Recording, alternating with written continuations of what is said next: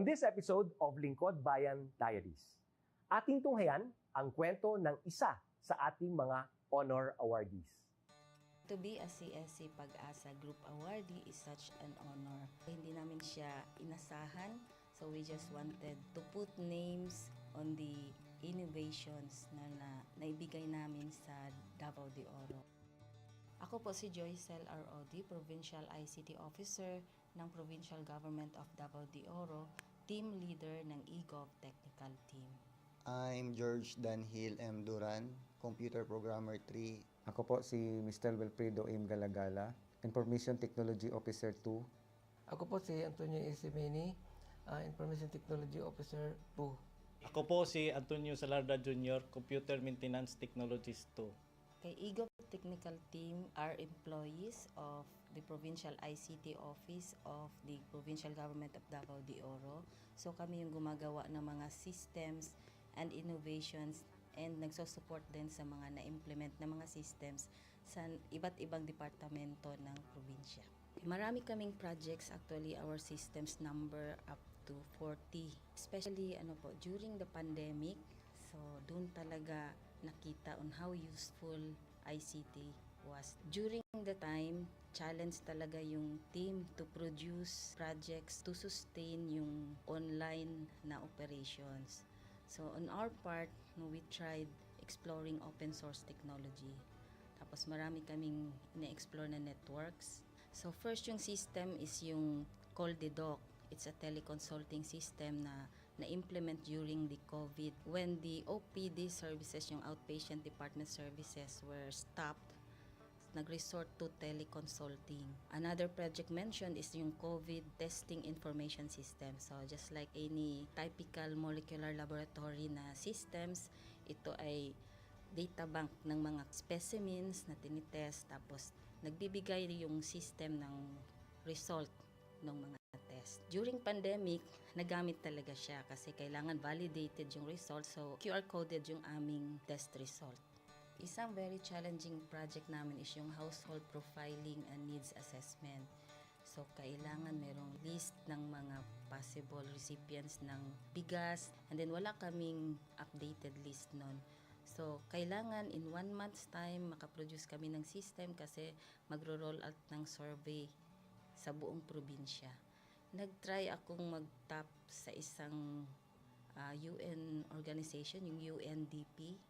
Tapos, nag-request ako kung pwede ba kaming turuan on how to do survey using Kobo Collect. And we were blessed, kahit wala kaming formal agreement, no monetary considerations, tinuruan nila kami. And in 1 month's time, na-produce namin yung app. And then after that, dire-diretso na po.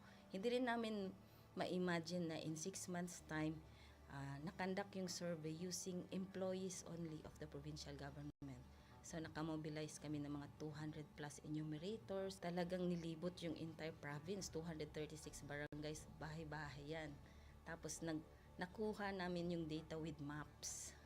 Na-mapping namin yung mga house. So, and very appreciated po yung output ng systems. Kami nasa LGU, na-feel namin yung need na dapat ma-institutionalize yung ICT departments. Nasa digital age na tayo, so hindi pwedeng hindi tayo mag-upgrade or mag-adapt ng ICT. So basically yung ICT, nagagamit siya para ma-optimize yung ating mga processes. Aside from that, yung interconnectivity, interoperability ng different offices, napapadali yun through ICT. So talagang dapat i-leverage yung ICT ng any organization, not just the government. Kung mapansin nyo, lahat ng developed countries is naka-leverage talaga sila sa ICT. Maraming magaling sa Philippines, medyo may problema lang tayo dun sa interconnectivity and interoperability kasi parang nangyari innovations.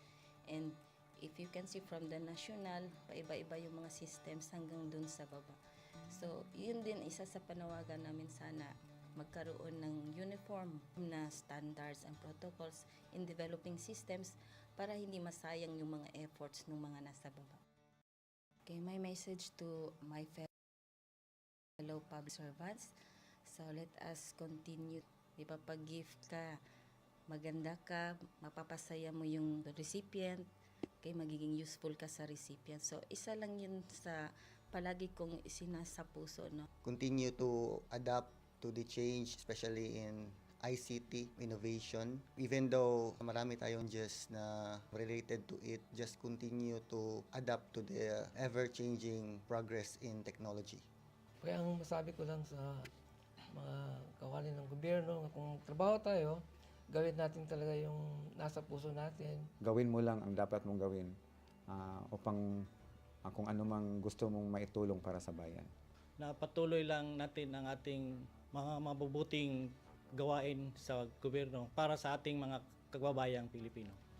Kami ang EGOV Technical Team ng Davao de Oro at ito ang aming kwentong lingkod bayani.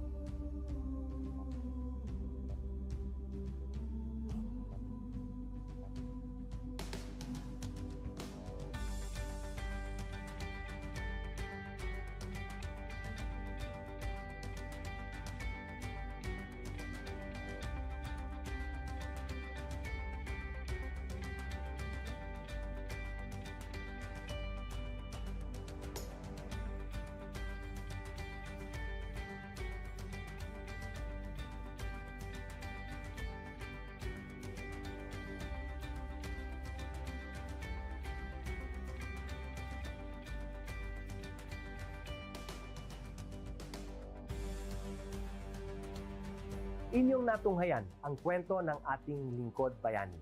Kung ikaw ay may kilalang lingkod bayani, maaari siyang i-nominate sa Honor Awards Program ng Civil Service Commission.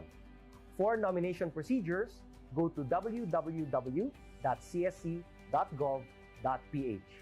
See you on the next episode of Lingkod Bayan Diaries.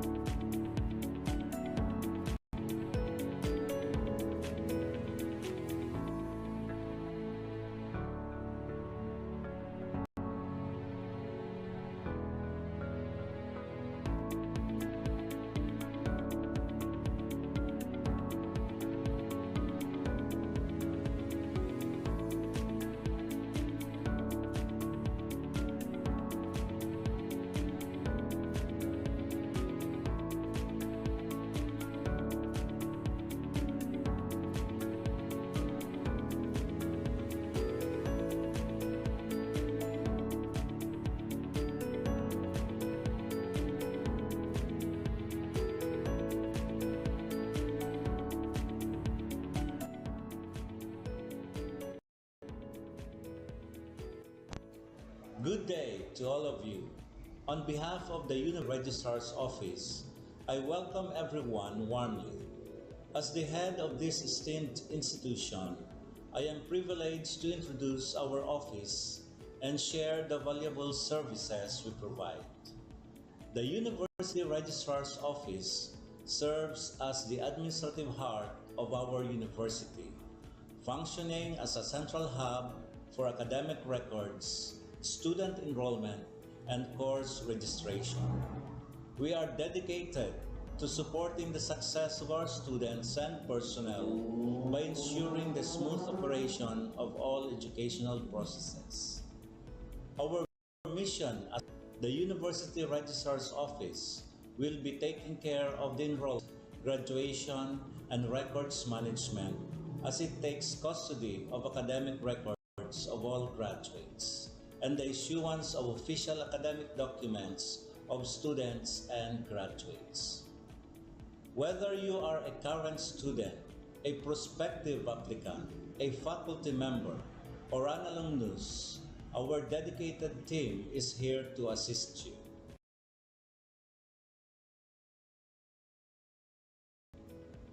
From guiding you through the enrollment process to helping you access and maintain your academic records, we are committed to providing exceptional service with efficiency and professionalism.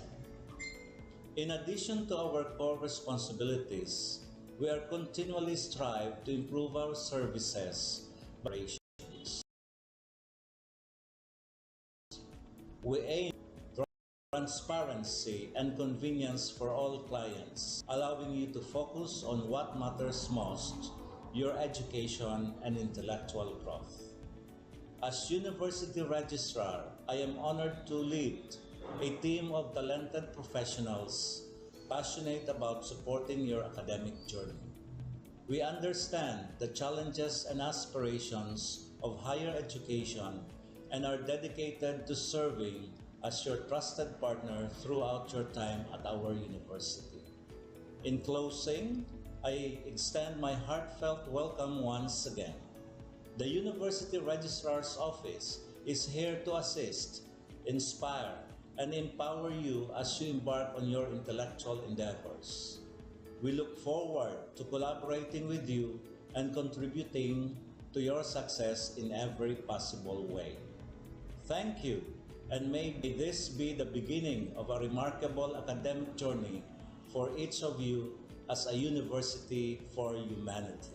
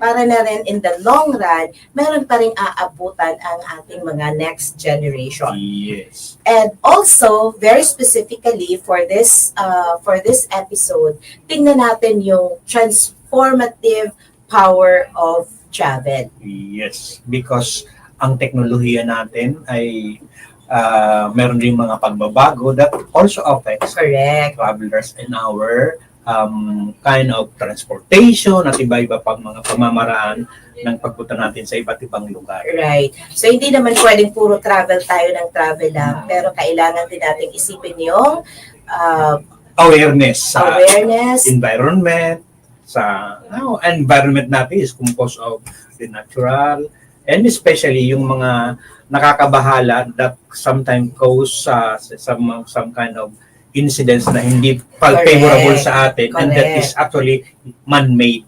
Yeah. Okay, so we will be talking about digital crimes and syempre travel crimes in relation to our topic for today. Okay. So we will be traveling, yes, why not, but always on the safe side. So this episode is going to tell us how through our guests from Sir The Plox. Philippine National Police. Okay. Ano yun? Isa siyang PRO. Tatawagin natin siya in a bit. But meanwhile, of course, we take a break. Mads? Yes. Okay.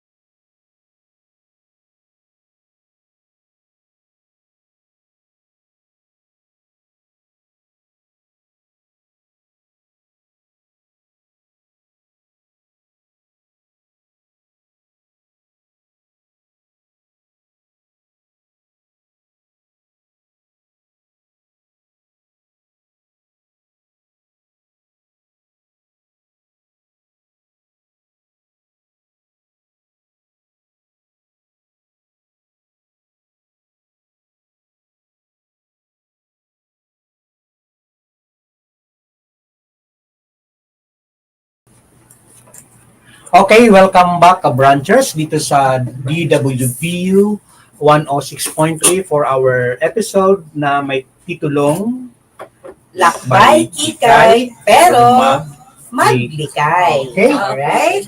So this time, kasama natin ang ating resources speaker na galing sa Philippine National Police Region 5. Yes, sir. And para siguro mas makilala natin kung sino ang ating kausap sa mga bagay nito tungkol sa paglalakbay. Madam, would it be okay if you will introduce yourself sa ating mga listeners at sa mga viewers? Thank you very much, Sir Ma'am.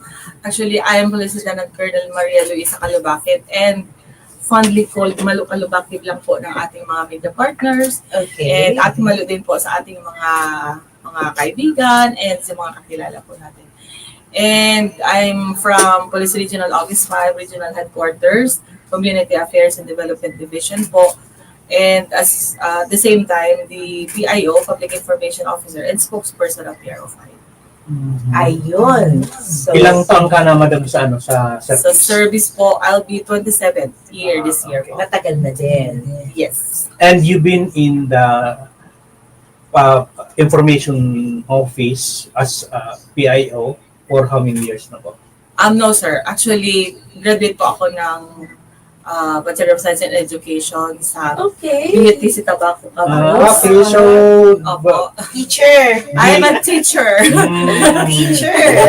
Yes, sir. Kaya pala very involved ka din sa education Yes po. Opo. Sabi ko, hindi ko man na-track yung destiny ko as a teacher, but I always teach po with our recruits, and then somehow yung mga invitation po from the school, hindi lang po dito sa Legazpi City, sa Camarines Sur po, because I also graduated from University of St. Anthony sa criminology ko po. And at the same time, yung master's ko, tinapos ko na. Hanggang mag-doctorate po ako, tinapos ko na rin.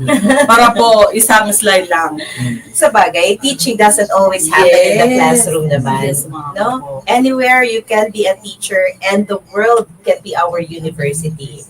No? And kung may mga groups po na pwede kang mag-impart ng mga experiences, yung mga practical advices, Right. why not? okay po.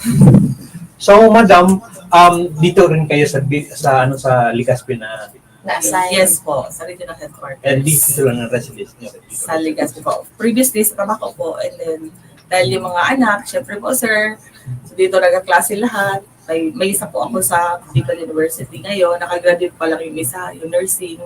Nurse na siya ngayon. Thank you very much, BU. And then my other one po is sa architecture sa Lahat. BU. And then BU. Opo, yung isa ko po sa amin po.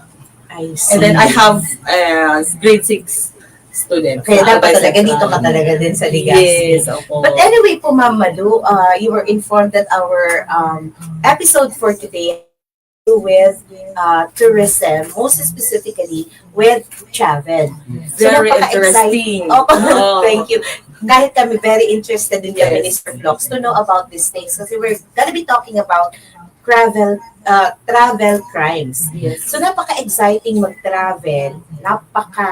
It's something that's very engaging. Pero may mga on the side, meron somehow Pangamba. na fear. Yes, No, yes. pag nagta-travel tayo, excited tayo and all. Pero parang at the back of our mind, meron tayong mga fear na something's gonna happen. Yes. So gusto namin ma-enjoy ang travel namin and nag-travel ng audience. So we would like to know, ano ba yung mga most common na travel crimes committed against tourists? Yes, ma'am. Before we proceed, ma'am, kasi Okay. I am very fond of watching yung mga boundaries police check Okay. sa mga pagpupunta ka, halimbawa ng Australia and other parts of the world. Gusto ko yung tingnan kung paano yung law enforcement na ginagawa ng mga police nila doon. Sa ibang Sa airport police. Opo. So sabi ko, that particular incident, makakakuha ka na ng mga lessons when you travel. Ano yung mga do's and don'ts, and dapat alam mo kung ano yung mga light travel lang. Kasi may mga, actually I have 3 na possible na mga crimes committed na pwede po sa mga travelers natin. Number 1 dyan is yung pickpocketing and bag snatching. We also have the robbery incident and scam and fraud. Okay. So sa tatlo pong yan, kung hindi po kayo mag-travel light, most probably, di ba? Pag marami kang dala, Mas diba? marami ang probability na pwede kang makuna ng gamit or asan yung isa kong mas bag. mainit sa mata. Yes. So pag kung traveler ka talaga by heart and you like the nature and gusto mong makalayo-layo sa Pilipinas or dito lang sa atin within the Philippines, travel light. Okay. Yung kaya mong i-embrace yung dala-dala mo. At kaya mabantayan. Yes. Kasi yun ang mga most common. Theft, robbery, scam and fraud. Scam and fraud. Kumbaga, backpackers ka lang. Yes. Dapat ganun lang. Huwag dadalhin yung buong bahay. Dapat ganun lang talaga ang time natin. Yung kayang-kaya nating bantayan yung mga luggage natin. And if you're planning na maging backpackers lang, ngayon pa lang, mag-ipon na tayo ng mga damit na mga very thin. Yun. Yung Diba? mga light. Yung parang isahan lang masuot, tapos madali siyang matuyo. Pwede lang itapon. Eh siguro yung pwede rin ulit-ulitin. Pwede Hindi ka like yung mga Anyway naman, pag nagdala ka kahit konting damit lang naman, uso naman ngayon ang laundry shop sa mga Yes, So, opo. pagkatapos mong gamitin, pwede mo lang palabhan. Or labhan mo din sa hotel. Pwede rin naman. Diba? I-hang mo lang.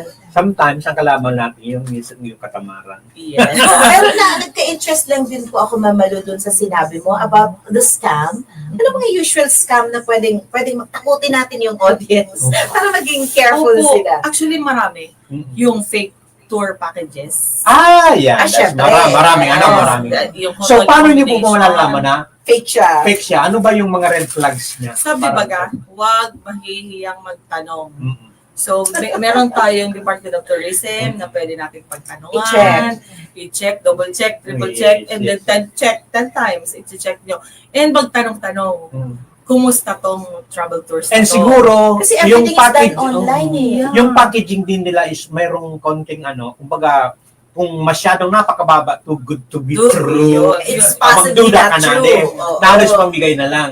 Yes. Parang, ang mura naman.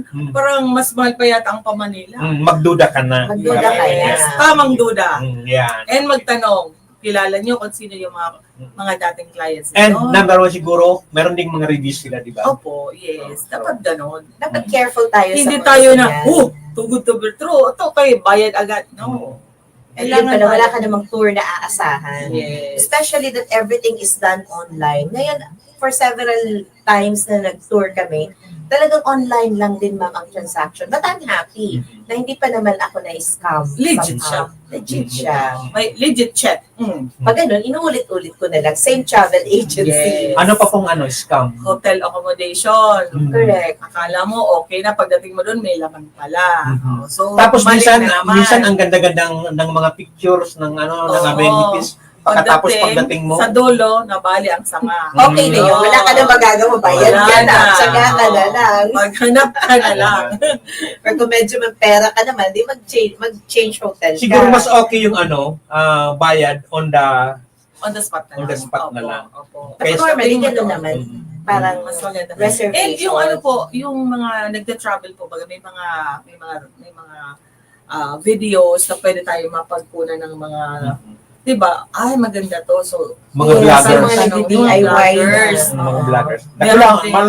Malaking tulong din yung mga Actually, vloggers. along that line, meron sila, very helpful din yung mga vlogs na pinapakita din nila through their own experience kung ano yung mga magandang accommodation. May mga bucket list po, dito ako pupunta kasi Right. mura, dito lang dapat. Dapat alam mo yung itinerary mo talaga na Isa pa yan. realistic.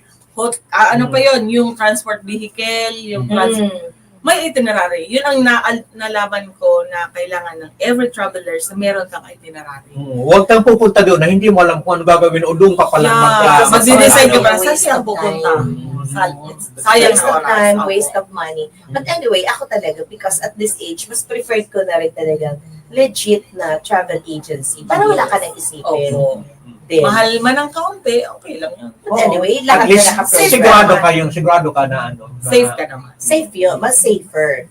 So, Pero may mga locations naman po, madam, na talagang hotspot for, for these crimes. Oo naman. Number one, public transport. Ouch. Mga tourist destinations. Somehow, yung mga crowded landmarks, possibilities are meron dyan na dapat aware ka, vigilant, na hindi ko naman kilala mga tao ito. So, dapat distansya, amigo. Huwag kang masyadong close sa kanila. So hindi naman pala kailangan na because there are lots of diyan natin na may mga some kind of tawag na yan, mga kwento ng mga travelers na sometimes na nasisira din yung isang lugar. Pero I believe naman na may mga bagay na kung minsan ang incident nito ay napabayaan nagkataon lang or kaya kung which sometimes sa atin na mga nanonood nagiging negative sa atin yung lugar na yon. So, importante din yun na i-check mo ba kung totoo ba yung sinasabi nila. Right. Fact check. Kasi baka sinabi lang, nagkataon na remote incident, pero nasira na yung buong yung buong tourist destination. Exactly. And nasira na rin yung enjoyment mo. But anyways, I think very important na mindful talaga tayo every time. And yes. Dagdag ko na po yung market and shopping areas. Exactly. Yung mga nightclubs, mga secluded streets or kulang yung lights. So dapat hindi tayo doon pupunta. Dapat yung well-lighted na mga areas. And alam natin na yun ay tourist destination na pwede tayo mag-selfie. Maganda rin kasi yung medyo praning ka ng slide pag nagta-travel ka. Kasi medyo safe din. Di ba po, di ko nakakalimutan itong movie ni Mr. Bean na nagpa-picture siya. Tapos, yung camera niya, dinala na ng para-picture. Never ko yan nakalimutan sa buhay ko na parang, hala, diba, nag-trust ka. Masyado ka tiwala. Oo. Tingnan ko, asa na siya? Sige pa, sir, sige pa. Uto na, ando na. Wala na yung cellphone mo. Even your camera mo. Diba? Mga valuables na kailangan na kakilala mo dapat. And it's also siguro very important din na huwag kang masyadong showin ng mga Exactly. Yung mga alahera dating mo. Yun pag nagta-travel. Ano yun? Target siya actually. Wow. Mainit sa mata. Kahit sabihin pa natin na, sabihin mo na, hindi naman ito, totoong gold, pero kahit paano, ganun pa rin, mainit pa rin sa matang ganun. Tapos yung mga bag, ma'am, di ba? Yung mga signature bag. Eco bag na lang. Paano naman yung mga OOTD natin yung mga canvas bags na pwede mo ilagay lang doon. Hindi daw mag-Instagrammable sabi ng mga travelers natin kay Jan. So, if you want safety, ang kailangan mo na talaga is huwag kang masyadong showy ng kayamanan mo sa buhay. Dahil baka yung yaman mo ay mauwi sa kamatayan din. Opo, worst case scenario, pag hindi mo binigay dahil valuable na, baka pati yung buhay. Ay, bigay mo na. Sa'yo na yan. Sa'yo na yan. Ano ba? Oo, may gusto ka pa, iho? Ano pa? So you're saying, ma'am, na dapat talaga is talagang aware tayo ng ating surroundings, no? Baka nasobrahan na kasi selfie ka, ka-enjoy, pero unmindful na tayo of what's happening in the surroundings. Yun nang nagsiselfie-selfie, hindi mo tinitingnan yung terrain, yun, nakulong ka sa kanal. Or, yeah, exactly. Mga ganong mga incident na hindi ako prepared. Kaya, parang nabigla ko doon. Nabigla ako doon. Okay. Yeah, Ian, ma'am, we're talking about yung probable na pickpocketing and mga robbery. Pero yung pagdating naman po dun sa mga scams, kanina nabanggit natin is may binanggit yung isang scam na usually nangyayari. Yung sa, yung hotel? Yung mga ganon. Are there other forms of scams na pwede nilang ma-encounter? Di ba pag traveler ka, di ba ang una mo is yung sasakyan, yung vehicle mo, yung transport, and then next, saan ka pupunta or sino ang pupukuha sa'yo. Somehow, yung mga ganong prepared ka, pag hindi mo yan na i-prepare prior sa travel mo, somehow, di ba, worst ang travel mo. Di ba, i-check natin yung mga hotel, kung legit. Tapos, yung mga kasamahan mo. Baka iba naman kasama mo. Okay. Pagdating naman siguro sa transportation, mas maganda na yung Grab at saka yung dahil alam mo na kung anong babayaran mo kaysa magrerenta ka. Mahal. And hindi mo alam kung saan ka dadalhin. And hindi naman sa nilalahat. Karamihan ng mayroon tayong mga transport sector o mga drivers na talagang di natin makontrol. Pero ma'am, yung mga nagdi-DIY, usually they prefer using public transportation kasi it's a lot cheaper. Yes. But pwede naman yung mga public. Kaya lang, again, awareness, vigilance, dahil somehow, pwede sa pag maraming tao, meron po makukuha sa'yo. Di ba po, makukuha yung mga valuables mo. Di mo alam, after, wala na pala yung kwentas ko. Kasi meron naman syunga-syunga talaga mga travelers. Dahil na-amaze siya. Yan. Wow! Kalimutan mo yung kapaligiran. While you are enjoying your new environment, may mas na-enjoy sa'yo. Pagkatapos, pero dapat sila yung na-enjoy. Kailangan din na isa-isip mo pa rin, meron akong mga gamit na kailangan mong bantayan pa rin. Yes, mas amaze, nagaganyan-ganyan ka pa rin. Kaya maganda talaga yung konti lang din ang dala mo at nasa isang bag lang siguro din na naka-attach talaga sa'yo, di ba? Yung naandito lang naka-crossbody. Sabi ko nga, you can just embrace. Or embrace ka. Huwag na dito sa likod. Kasi pag, di ba, bag pwede na may lagay dito. Right. So, nasan yung ganito, nasan yung ganito. Kaya yung usually yung backpack, no? Palaging sa harap na lang. Sa harap. Di niya na front back na yun. Front pack na yun. Front pack na yun. Opo. Uso ba ngayon, ma'am, yung mga solo travelers natin? They like doing that. Yung mga strong, independent women natin, they like to do that. Pero may mga concern kami, gusto din namin yun. But especially for women, parang the fear is always there.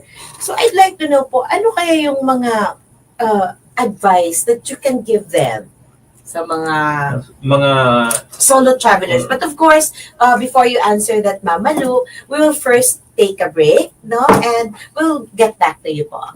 Okay.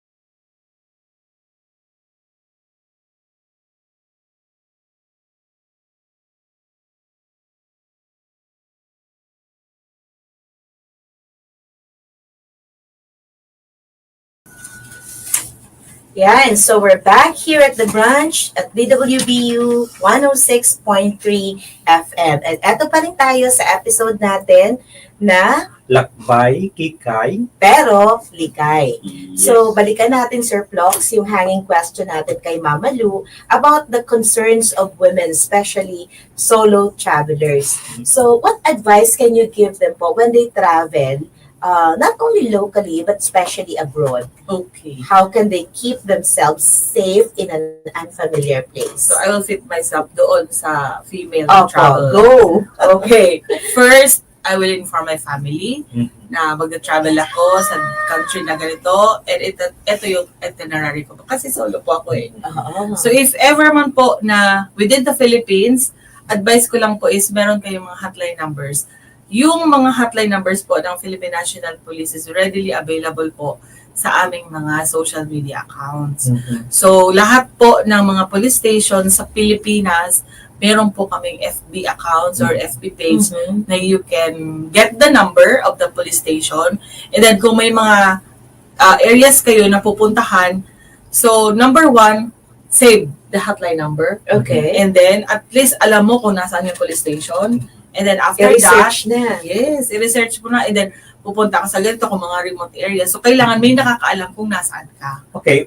Pero kasi minsan may problema tayo sa mga travelers natin because sometimes they want to make their trips secret. Halimbawa, this is very, personal. Halimbawa, magmumuni-muni siya doon. not only that, may kasama kang iba na gusto mo maging ano lang kayo, sekreto lang yun. No? So, the traveler decided na, huwag ko na lang ito ipaalam sa family hindi ko. inform yung family. So, Yes.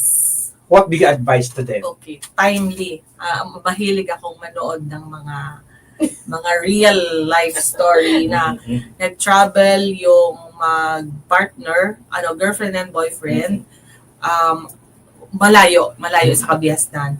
And then after bumalik yung boy, wala na yung girl. So sa investigation, yun ang favorite like asa na yung girl?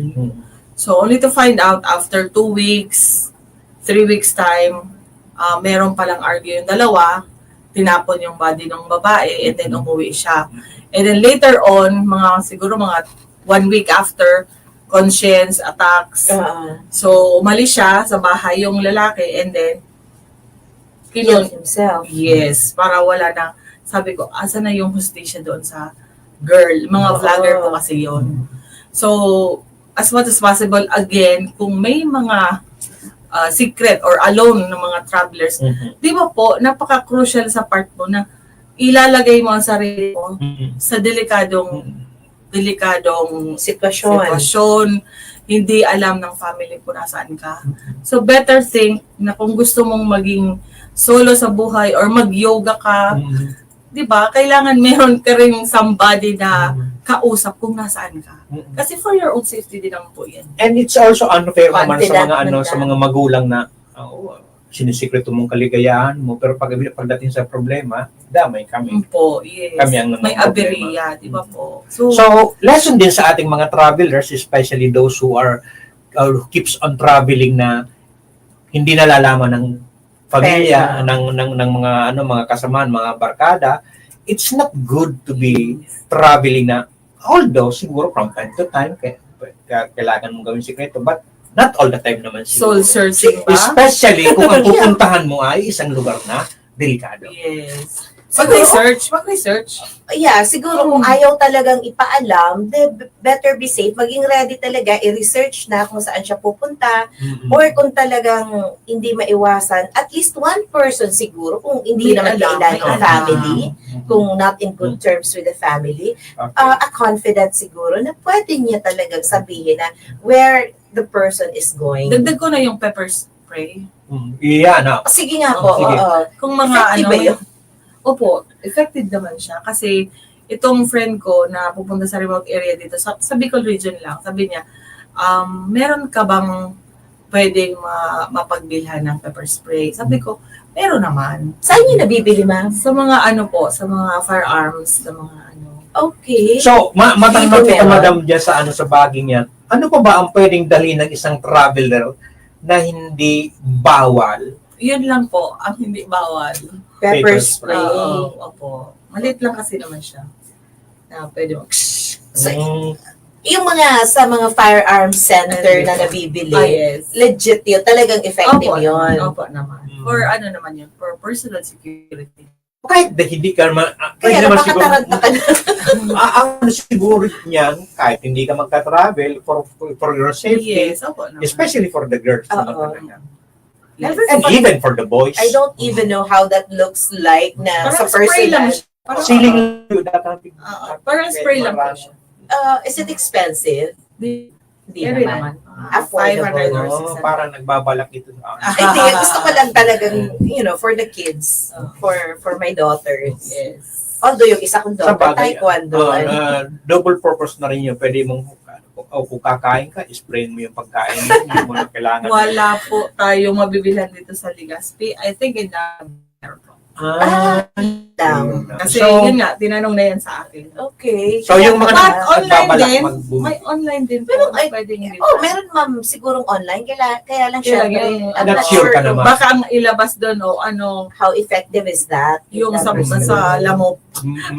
So sa Naga, where exactly in Naga po? If we'll try to reach out Naga City po. But definitely kung madalian lang, pwede online. Kasi baka pwedeng pumunta ka. May legit din naman po na sarili mo. Para alam mo talaga. So, punta na tayo sa concern kanina ni Ma'am Indy. Sige nga. Tungkol sa mga travelers that are accused for a certain violation or crime siguro. Ano po ang advice niyo? May mga incident na rin po tayo na ang complainant natin is yung mga Filipino. Like, na yung mga foreigner, somehow, mga physical abuses, or injuries, dahil, siyempre, hindi tayo common, yung culture iba. Conversation, baka hindi nagkaintindihan. Somehow ganun. Pero, meron naman tayong batas na pwedeng i-complain natin doon sa mga travelers. But definitely, ang pinaka-right bureau is the Bureau of Immigration. Sino nang bubugbog yung mga tourist natin dito? nang bubugbog ng Meron. Balik tayo natin, Ma'am Malu. Paano kung ako, halimbawa akong traveler, katapos nalasing ako yung nag-cause ng problema. Nag-trouble doon. Ikaw yung yung traveler mismo. Yung turista. Halimbawa, nasa Vietnam ka. Okay. Yun. Actually, ready ako dyan. Siyempre, interested kami, ma'am. Paano kung kami doon ng mapatrouble? Eto na. Kasi hindi mo na naiwasan. So, nakipag-away ka dahil actually, sila ang nagsimula ng problema. Dahil mga hambog sila dahil sila yung sila trigger yung patience mo. Right. Okay. So, di nahimasbasan ka na kasi kinuha ka na, accused ka na eh. So, kinuha ka na ng police nila. So, syempre, ang pinaka number 1 dyan is stay calm. Kasi may kasalanan ka din eh. Kasalanan ko kasi. Kung may kasalanan. Hindi eh. Nanunto ko din. Di parehas sa kayo. Ginombag mo yung mga tao doon. Oo, ginombag mo. Stay calm and cooperate, but do not admit guilt. Di ba po? Kasi na-trigger ka nga eh. And then, request legal representation and embassy assistance. So, always embassy assistance. Yes. Doon ang takbo natin. Yes. Sa mga travelers natin abroad. Opo. And do not sign any documents with understand them. Basahin. Huwag basta lang, perman mo to, ganyan. Sign this.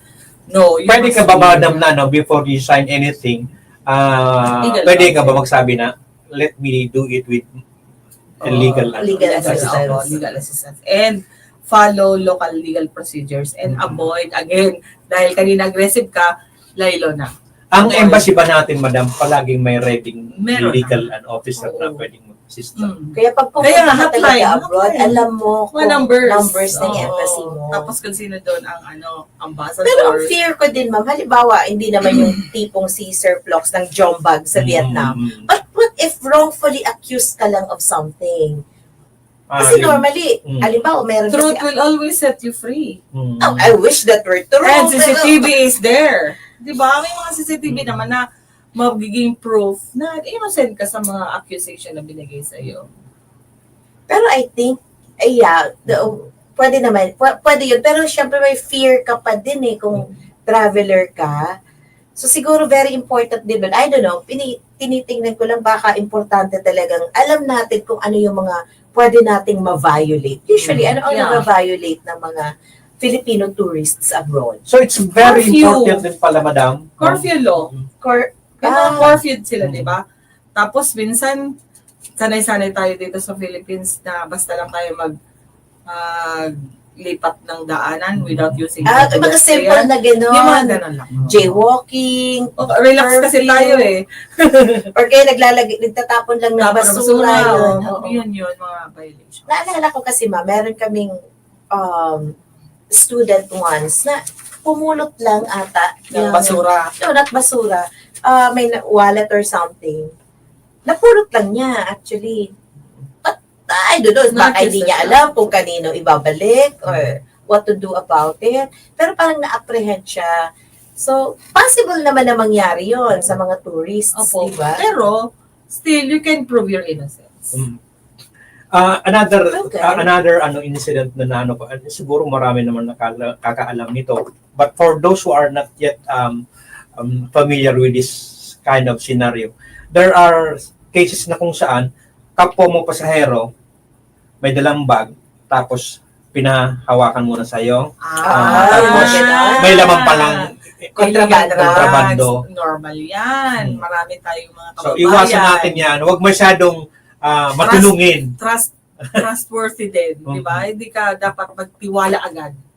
Yung tinuturo talaga sa atin nung kids pa tayo na don't talk to strangers. Yan, Yes, actually kasi, literally yan. Yung mga strangers, kinukuha Oo. yung information mo, Oo. pangalan mo, birthday mo, kung saan ka, para pag tinanong sila ng autoridad, kung Alam, kilala mo ito, tutulong ka. sasabihin niya, kilala niya, ano pangalan niya, Oo. ganito. So, wala kang rason Wag, para wag. sabihin na hindi mo siya kilala. Pero parang hindi ka naman nice na ini-ignore mo yung kumakausap sa'yo. Parang hi lang, hi. Tama lang siguro, tama lang siguro. Oo, tapos yung pangalan mo, pwede mo naman yung, yung nickname mo lang. Okay. Hi, I'm Louie, you know, ganun na. Ganun. And I remember ng Dapat cautious talaga. Huwag yung lahat na, pati vital statistic mo, sinabi mo na. Naalala ko kasi Effort to be nung nice. bata pa kami, dinadala kami ng magulang namin sa lugar na hindi naman dito lang sa Pilipinas. Kapag hindi pa nakakapagsalita ang bata or hindi pa masyadong, wala pa siya nung wala lang, ang ginagawa ng nanay ko, nilalagyan niya ng Paper. ng karton na may pangalan ang bata, okay. ng cellphone number, Sa bulsa. o sa bulsa, para kung mawala yung bata, mayroong information yung makakakuha. May bago akong nakuha ngayon na style. Ano yun? Sa shoes, meron doon GPS. May GPS na nilagay doon sa, yung parang collar ng shoes. Okay. And then, yung paa, nilagyan niya ng number ng parents. Very Yun. ano. As in, napaka-ano din lang minsan ng... Yung may mga bata na mga kasama. Yes. Okay. Meron kasi nabibili mga GPS na maliliit lang na pwede mong ipasok. Pwede rin siya, no? Kumbaga, medyo tipid sa laylayan ng t-shirt ng bata. Number. Number. Pangalan ng Hindi bata. naman alam nung bata na meron siyang gano'n. At least yung mga nakakuha. Diba? parang saan kaya may pangalan? Actually, ginawa ko yun, sir, sa anak ko. Yung bag. Effective na ba? ayun, May okay. yung bag nilagyan ko sa loob ng number, ng contact number, Or sa yung bulsa. Opo. Pwede naman yun. Wala mang masama. Okay. Kung nasa abroad ka, it's very, very important na alam mo yung address, telephone number ng embassy. Yes, precisely. Opo. Yung Kasi iba nakakalimutan ng gawin yun in their excitement. Tapos, no? nakakalimutan kasi pag nakakita ng mga gwapo. Exactly. And siguro, sunod doon sa mga blue eyes. So, and siguro, very important din siguro, halimbawa, pag grupo kayo na magkakasama sa isang mall na malaki, dapat bago kayo mag-part ways to go to other places na gusto nyong puntahan, may usapan kayo, okay, at this hour, dito tayo magkikita. Yes, precisely. Sa bagay, it's not so much of a problem now kasi nga meron na tayong technology, madali na rin. What if nalobat ka? Oh, yeah. May At mga least, chances alam mo na prior ganun. na dito kami magkita-kita. Whatever happens, Yes. magkikita-kita kayo dito. Kasi ganun din po, minsan ang problem is pag nalulubat tayo, wala tayong ma-charge. O kaya, nawala yung signal. O nawala na yung phone mo. Nawala ang phone mo. Hulog. Yung mga ganun po. Tama po yun. So, go back to the basics tayo. Pag kailangang mag-separate ways, merong Usapan. place and time Okay. na may usapan kayo na at a certain time, Dito tayo magkikita. Na wala man ang lahat sa'yo, at least may babalikan ka. Yan, ang ganda ng hugot. Yes. So, sige, Sir Blox, bigyan naman ulit natin ng isang hanging question ulit si Madam. Kasi kailangan natin mag-break for a while. Sir Blox, So, ano ang hanging question natin dyan? gusto ko rin itanong siguro as a hanging question kay Ma'am Malu, no?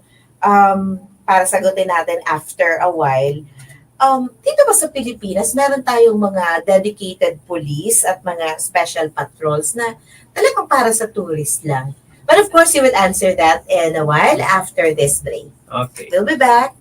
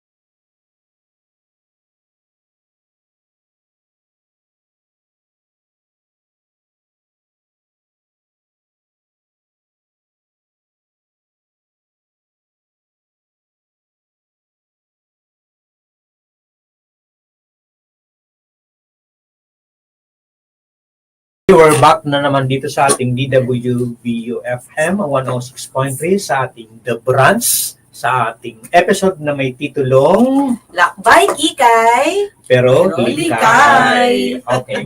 Balikan natin yung hanging question ni Ma'am Jo. Yeah, about yung mga sa dedicated police at mga patrols na especially for tourists. Yes. Meron po tayong tinatawag na tourist police or top cap.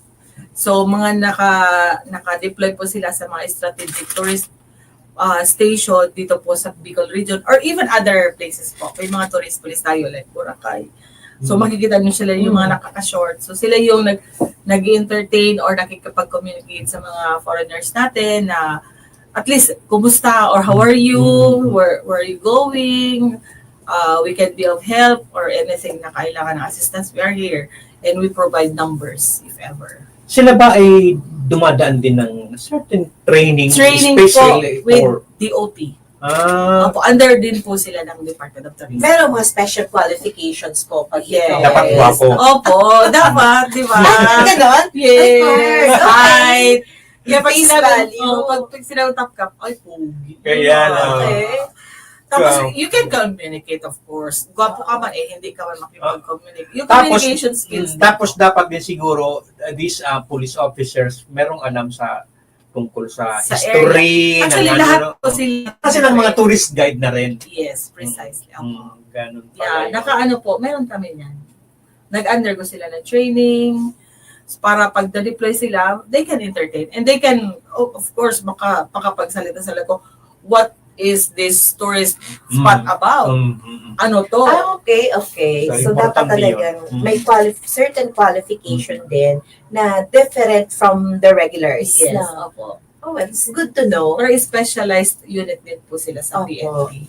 And aside from that, meron din tayong mga motorist assistance center na anytime na pwede kayo magtanong, lalo na po sa mga resorts na pinupunta ng mga foreigners or ng ating mga kababayan from other regions, nandun sila. So, nagbibigay ng mga numbers. Sa bawat municipality po ba mayroong representatives ang police officers that are dedicated for this particular job?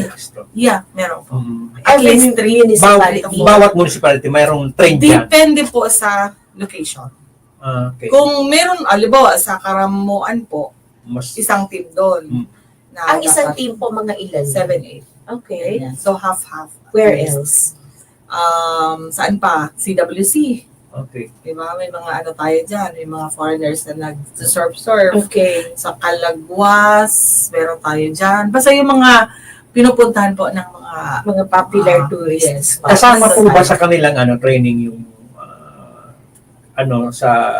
tinatawag natin ito sa basic life support? Yes. BLS. Wasar. Mga lifesavers, Yes, rescuers. of course. Lalo na sa mga may dagat. May mga resorts. So, Kasama po lahat naman siguro mayroong Kasama BLS po ang Or even us, lahat naman po ng PNP members nag-undergo po ng life support. Kasi importante din yun kasi what if there is that absence ng first aid, emergency vehicle. At least kaya mo na. Wag mong, number one po sir, wag yung galawin pag wala kayong alam. Iyan ang importante. Especially sa mga road accidents. Maraming nagmamagaling na nakita na gagalawin. Sometimes ang sasabihin ng iba, bakit hindi nyo tinutulungan? Hindi nila alam yung rason. Baka instead of makatulong, mas makadamage ka pa. Hindi pwedeng galawin pag may mga fracture, for instance. Kaya hinihintay talaga. Yan na lang pwede mong gawin. Pag wala kang alam, wag mong galawin. Iyan. And then, cordon the area. Cordon. Yes. Kumbaga, wag nyo nang pag-ipunan ng mga minsan kasi nakikita namin, pag may mga accident, napaka-OC. Bida-bida ang mga tao. Wala ka mang magagawa dyan. Diba? Pero siguro, ma'am, contribution mo na lang is gumilid ka na stay lang. away. Kasi wala kang maitutulong. Yeah. But anyway po, madam, thank you for that. It's good to know, no? It will help us feel safe as tourists na meron talaga palang mga special patrols dedicated to these things. Pero Sir Blox, how about pag digital, no? Yung mga Yeah. digital crimes. How do we As go a cybercrime about? naman. Opo, Opo, ganon. Pero before we proceed, ma'am, sa mga Ayan, go digital ahead po. crimes, another occasions, yung mga events natin dito sa Region 5, yung mga pangmalakasang festivals, Opo. yung mga police po natin is nasa heightened alert. Mm. So, lahat po ng events na pwedeng may mga possibilities na pupunta dito yung mga kababayan natin ay may mga foreigner na pupunta dito, like yung Kenya Prancha Festival, Sanggayahan Festival, lahat ng festival po na sineselebrate po ng Bicol Region is heightened police alert po tayo palagi. So, For their safety. Okay. Panawagan na rin ito sa mga organizers ng mga festivals, ng mga events that before dapat palaging kasama ang ang PNP police po. force Yes. pagdating sa mga events na ganito. Yes, in fairness din po sa mga I think so. organizer. Yes. They always coordinate. Meron rin kasi Yung mga mga baguhan simple siguro, events. especially, we are not just concerned doon sa mga pangmalakihan, Apo. pangmalakasan. Yung mga first Kahit timer. mga first timer. Kasi yung iba, bigla na lang may parada, walang alam yung traffic Opo, officers. opo. Kaya masabi, bakit ang dami yung traffic? Mm. Ay, nako, may Kahit parada. wala kasing coordination. Wala. Pero kung may coordination, automatic po yun, ma-post tayo ng mga Regardless posts of how small these Yes, events opo. are. For as long as makaka-affect tayo sa safety, Tapos, Ah. makaka-contribute tayo sa traffic. So, Right. dapat coordinated Mm. palagi ang moves sa PNP. Okay. that is something that Mm. our viewers need to learn. So, balikan natin yung digital na na, This is a digital world na po kasi, madam. So, marami din tayong mga cyber and online crimes. So, would you tell us about this? Famous, love scam. sige.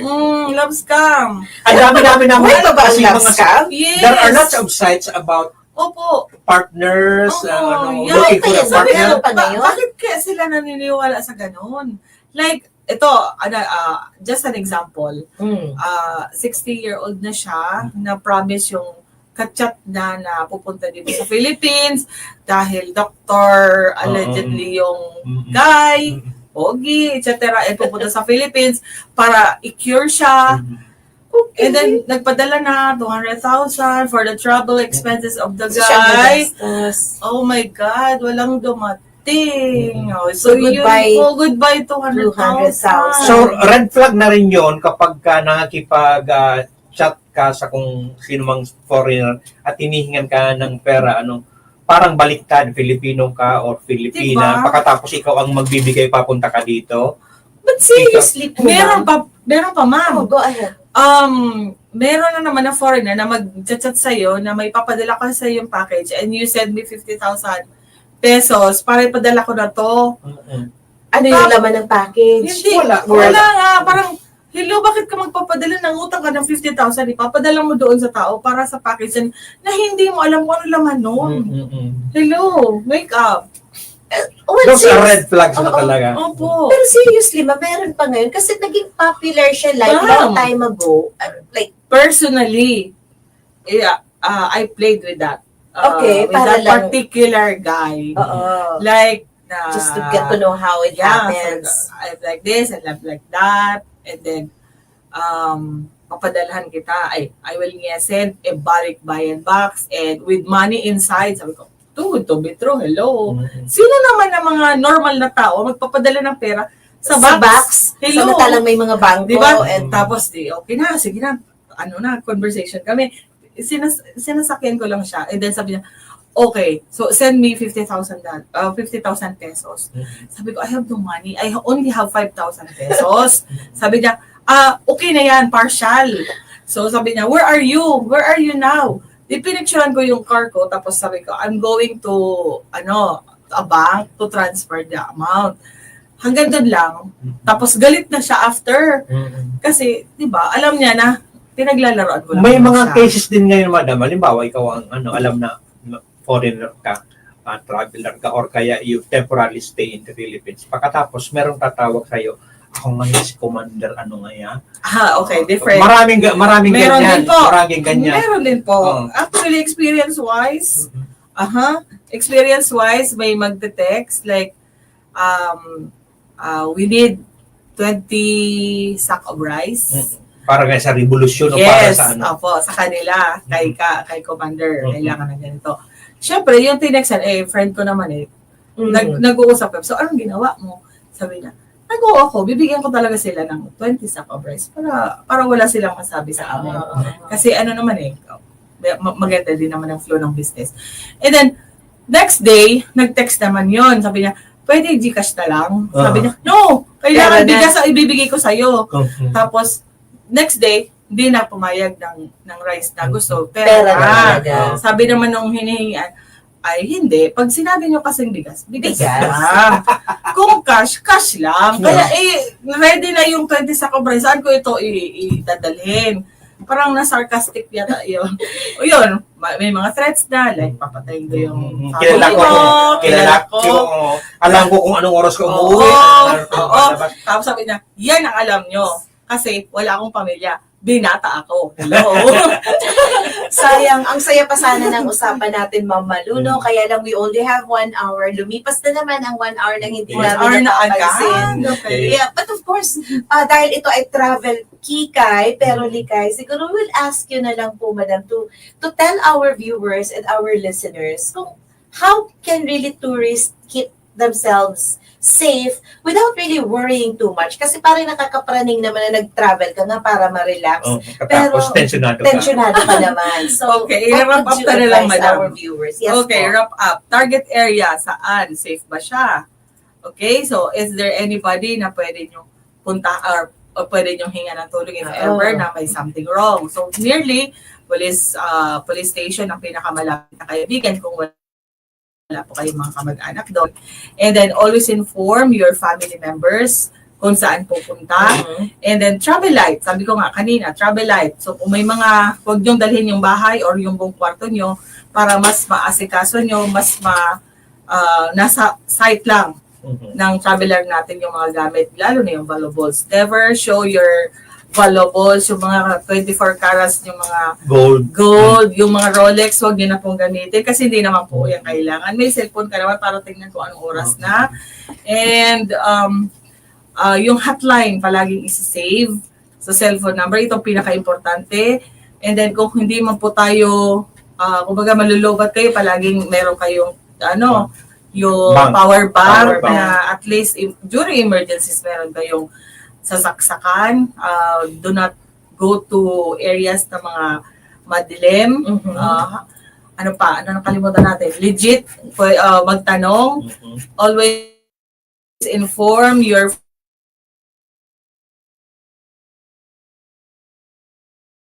At ang pinaka-importante pag mag-travel ka, dapat may pera ka. Ay, yeah! Oo pala, salimutan ko yon. Dapat sufficient yung fund. Huwag ka magdadala ng bitin. Yes. Kasi para sigurado ka na may makauwi. Diba? Or di ka na makakain. And of course, never naman nag-fail sa akin na before you travel, really pray. Yeah, number one. If it works for you or it works for others. Number 1 yun, pray. So yeah, so at this point siguro si Sir Plox, meron siyang mga shout out, mga viewers natin to acknowledge them also for being here with us. Sige na. Wow, asan yung okay. So, unang-una gusto namin so we would like to acknowledge viewer natin. Thank you so much. AK Singpin. Okay, AK Singpo. Singpo. Okay. Sino si Non Zuprok of Malinaw. Okay. Shout out sa Malinaw. Kayo ma'am, baka pero pala dito sa Of course, shout out ko na rin ang aming regional director. Ang napakasipag namin Game Changer General, Police Brigadier General Andre Perez Dizon, and ang bagong promote namin General Police Brigadier General Ronald Vigayo, ang number 2 men ng PNP. And then sa lahat po ng mga kasurog cops ng Bicol Region, magandang umaga po sa ating lahat. Shout out sa Malinaw Police Station at na kayo pala yung nanunood. Taga Malinaw kasi ako. So, okay. And shout out na rin sa mga tao sa Bicol University College of Arts and Letters, Sir Adrian, Ma'am Marnie, the English Department, and all the other departments. And sa Kampoya po! Shout out! Thank you so much. Thank you so much, Mama Lu, for joining us today. Okay. And of course, final reminder po sa ating mga viewers, while it is always enjoyable to travel, especially abroad, and meron siyang kaakibat na risk, but please stay informed so that you can make the best out of this next trip. Yes. Okay? Perfect. So for our next episode, Okay, sa next month, magsisimula tayo sa literature naman ang ating topics. yes, so it's So, gonna be yung mga another literature interesting people, month. Okay? Tandaan nyo lang na ang branch ay always Wednesday, 10 to 11 Alright, a.m. so Dito that sa would be it. WBO. WBUFM. 106.3 FM. So that would be it. Thank you so much, branchers. So, travel kikay, pero likay. maglikay. Thank you so much. Thank you. Bye. Thank you.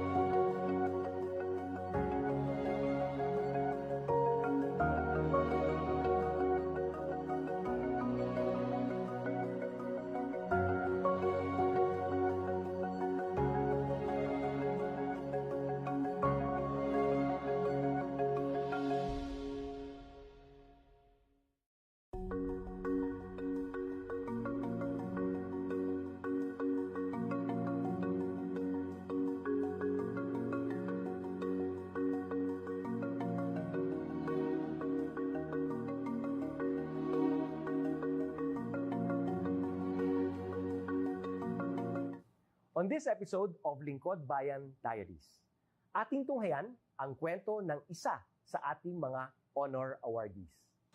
To be a CSC Pag-asa Group Awardee is such an honor. Hindi namin siya inasahan, so we just wanted to put names on the innovations na naibigay namin sa Davao de Oro. Ako po si Joycel R.O.D., Provincial ICT Officer ng Provincial Government of Davao de Oro, Team Leader ng eGov Technical Team. I'm George Danhil M. Duran, Computer Programmer 3. Ako po si Mr. Wilfredo M. Galagala, Information Technology Officer 2. Ako po si Antonio Isimini, Information Technology Officer 2. Ako po si Antonio Salarda Jr., Computer Maintenance Technologist 2. Kay eGov Technical Team are employees of the Provincial ICT Office of the Provincial Government of Davao de Oro. So kami yung gumagawa ng mga systems and innovations and nagsusupport din sa mga na-implement na mga systems sa iba't ibang departamento ng probinsya. Marami kaming projects, actually our systems number up to 40. Especially during the pandemic, so doon talaga nakita on how useful ICT was. During that time, challenge talaga yung team to produce projects to sustain yung online na operations. So on our part, we tried exploring open source technology. Tapos marami kaming ina-explore na networks. So first yung system is yung Call the Doc. It's a teleconsulting system na na-implement during the COVID. When the OPD services, yung outpatient department services were stopped, nag-resort to teleconsulting. Another project mentioned is yung COVID testing information system. So just like any typical molecular laboratory na systems, ito ay data bank ng mga specimens na tinitest, tapos nagbibigay yung system ng result ng mga test. During pandemic, nagamit talaga siya kasi kailangan validated yung result, so QR coded yung aming test result. Isang very challenging project namin is yung household profiling and needs assessment. So kailangan merong list ng mga possible recipients ng bigas, and then wala kaming updated list nun. So kailangan in 1 month's time makaproduce kami ng system kasi magro-roll out ng survey sa buong probinsya. Nag-try akong mag-tap sa isang UN organization, yung UNDP. Tapos, nag-request ako kung pwede ba kaming turuan on how to do survey using Kobo Collect. And we were blessed, kahit wala kaming formal agreement, no monetary considerations, tinuruan nila kami. And in 1 month's time, na-produce namin yung app. And then after that, dire-diretso na po. Hindi rin namin ma-imagine na in 6 months time, nakandak yung survey using employees only of the provincial government. So nakamobilize kami ng mga 200 plus enumerators. Talagang nilibot yung entire province, 236 barangays, bahay-bahay yan. Tapos nakuha namin yung data with maps. Na-mapping namin yung mga households. So and very appreciated po yung output ng systems. Kami nasa LGU, na-feel namin yung need na dapat ma-institutionalize yung ICT departments. Nasa digital age na tayo, so hindi pwedeng hindi tayo mag-upgrade or mag-adapt ng ICT. So basically yung ICT, nagagamit siya para ma-optimize yung ating mga processes. Aside from that, yung interconnectivity, interoperability ng different offices, napapadali yun through ICT. So, talagang dapat i-leverage yung ICT ng any organization, not just the government. Kung mapansin nyo, lahat ng developed countries is naka-leverage talaga sila sa ICT.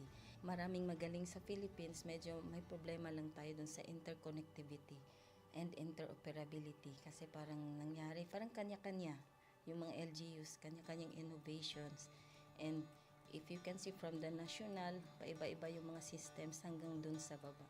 So, yun din isa sa panawagan namin, sana magkaroon ng uniform na standards and protocols in developing systems para hindi masayang yung mga efforts ng mga nasa baba. Okay, my message to my fellow public servants, so let us continue to be a gift.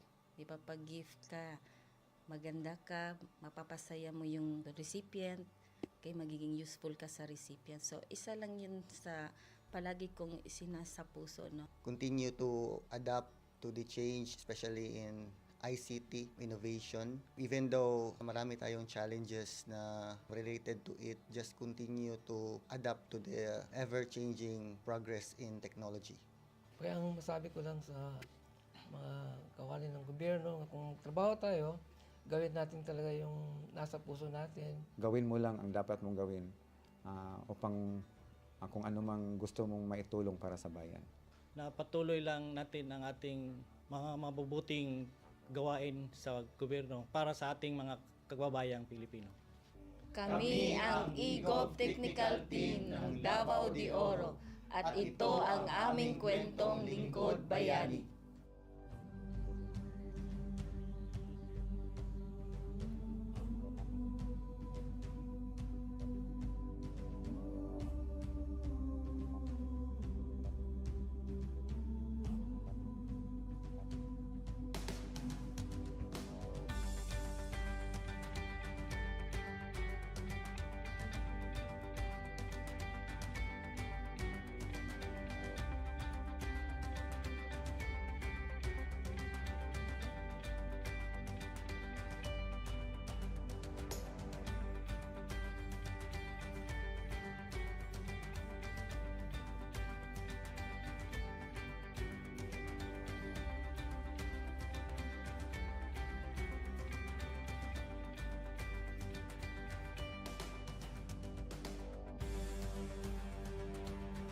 Inyong natunghayan ang kwento ng ating lingkod bayani. Kung ikaw ay may kilalang lingkod bayani, maaari siyang i-nominate sa Honor Awards Program ng Civil Service Commission. For nomination procedures, go to www.csc.gov.ph. See you on the next episode of Lingkod Bayan Diaries.